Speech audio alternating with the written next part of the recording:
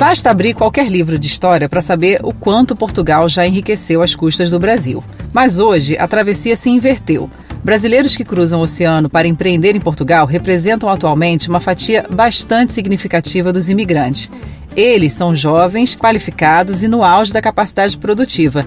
E eles já sacaram que, ao abrir um negócio em Portugal, eles abrem também um negócio para mais de 27 países e 300 milhões de pessoas da União Europeia. Empreender em Portugal. Esse é o tema do podcast de hoje. Eu sou Tina Vieira. Eu sou Kise Magalhães. Duas jornalistas moradoras de Lisboa que vão te ajudar a escolher o melhor caminho para mudar de vida em Portugal. Tirar o visto de empreendedor em Portugal é uma das maneiras mais procuradas de chegar até aqui. Basicamente, são dois caminhos. Um é o visto D2, também chamado de visto de investidor. E você pode conseguir o Golden Visa de algumas maneiras. Com a compra de um imóvel acima de 350 mil euros, com a aquisição de fundos de investimentos ou com a criação de 10 postos de trabalho. O visto D2 exige a permanência do empreendedor no país por pelo menos 187 dias por ano.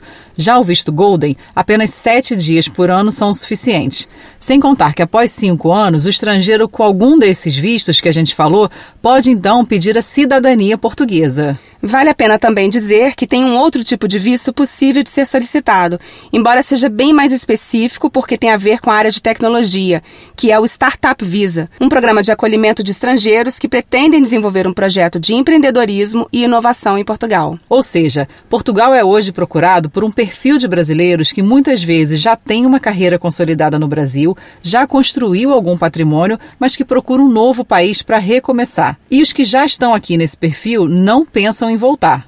E o objetivo do episódio de hoje é falar justamente sobre como planejar a abertura da sua empresa. Abrir seu negócio em Portugal é abrir um negócio para o mercado de 300 milhões, não para o mercado de 10 milhões. Essa é uma mentalidade importante. E quem vai nos ajudar é o Rodrigo Duarte, advogado especialista em imigração que gentilmente nos recebeu no seu escritório para tirar dúvidas e responder perguntas como essa primeira aqui. Para conseguir o visto, a empresa já precisa estar aberta ou basta apenas os documentos para dar início a esse processo? A lei não exige isso, mas a nossa recomendação é que a empresa já esteja aberta ou constituída, do ponto de vista jurídico. Não necessariamente ela precisa ter faturamento, mas ela precisa estar pronta para operar. É só dessa maneira é que o CEF, que é o Serviço de Estrangeiros e Fronteiras de Portugal, tem entendido que a pessoa está apta a receber o visto, com o negócio pronto para operar. Porque fora disso não há nenhuma garantia. Então, muito embora a lei não faça essa exigência expressa, na prática se tem percebido que isso é uma necessidade. Além disso, o depósito do capital social também já previamente integralizado na empresa. Muito embora a lei portuguesa não faça qualquer exigência em relação a um número específico para capital social, eu diria que algo em torno de 3 mil euros é realmente alguma coisa importante do ponto de vista de credibilidade do negócio. Esse eu diria que é o requisito-chave do visto do empreendedor.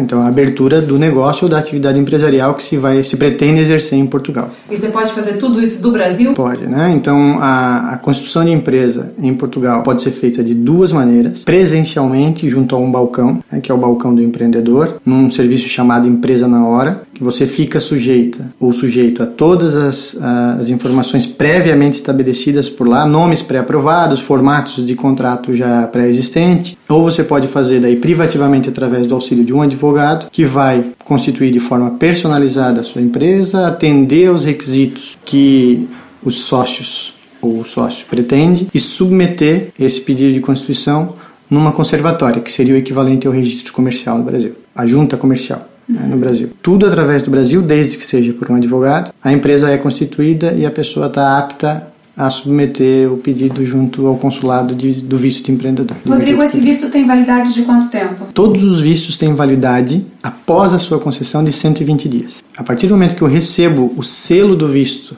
colado no meu passaporte, eu tenho 120 dias para me deslocar até território português, fazer a troca desse selo pela minha autorização de residência. Então veja, isso é uma diferenciação muito importante que nós temos que fazer. O visto é uma coisa e a autorização de residência é outra. É um procedimento em duas fases. O visto lhe dá o direito de entrar com o intuito de residir.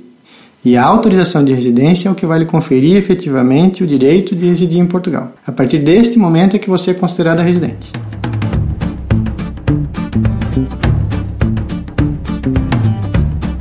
Então vamos supor que eu abri a minha empresa, coloquei o capital social e dei entrada no meu visto de empreendedor. Meu visto foi concedido, mudei para Portugal. Aí a próxima pergunta é: a empresa tem um tempo mínimo para não apresentar nenhum faturamento? Ela pode ficar apenas com o capital social assegurado, mas sem gerar nenhum lucro?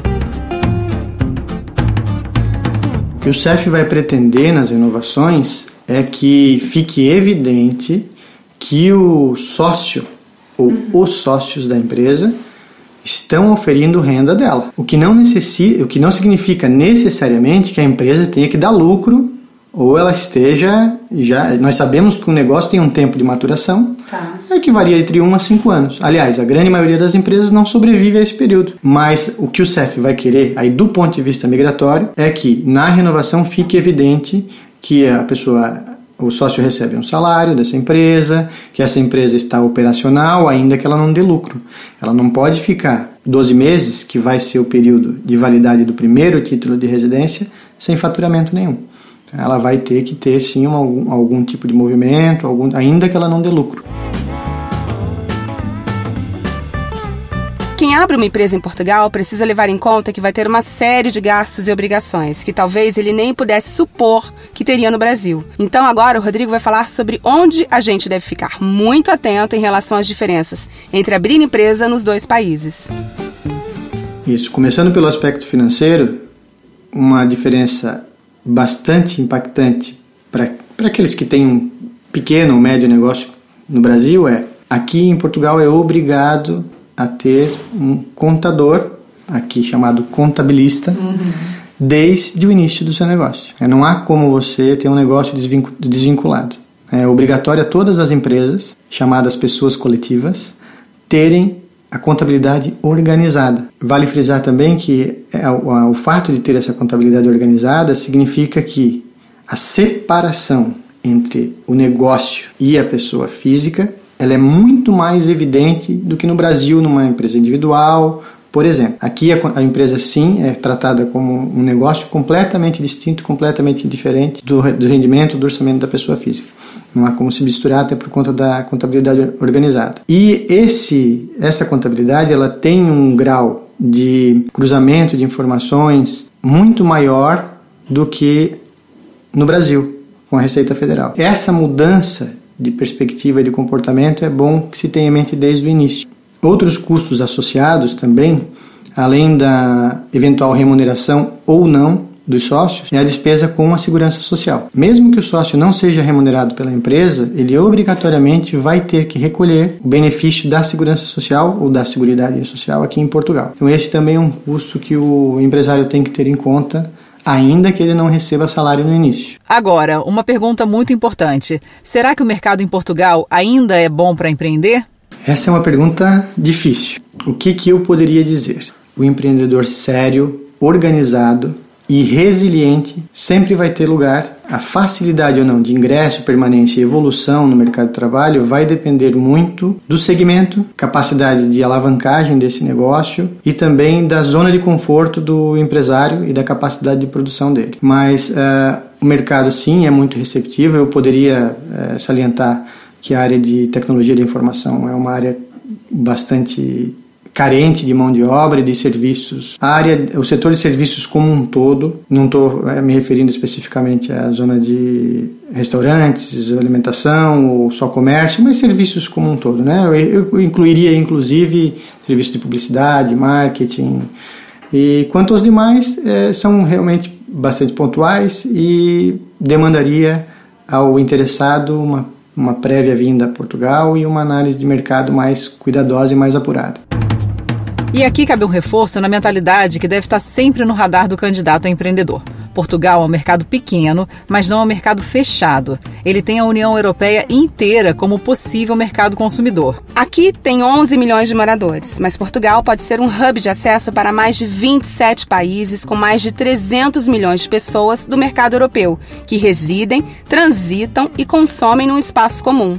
Essa é uma mentalidade importante. Além desse mercado, a facilidade de acesso por conta da língua, da mesma cultura, a adaptação ela é um pouco mais fácil do que se fosse num outro país, onde a cultura e a língua fossem diferentes.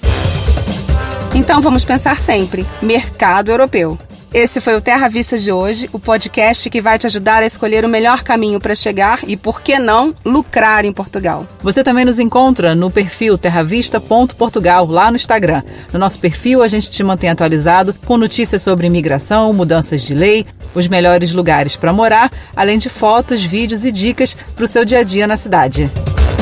O assunto do próximo episódio tem a ver com empreender, mas com um grande empreendimento de vida, que é trazer a família e as crianças para morarem aqui em Portugal. E para isso a gente conversa com a pediatra Mônica Batista. Ela conta quais medidas devem ser tomadas antes de sair do Brasil, as maiores dificuldades que as crianças têm para se adaptarem ao clima de Portugal, como é o acesso à saúde infantil e também tenta responder a pergunta de $1 milhão.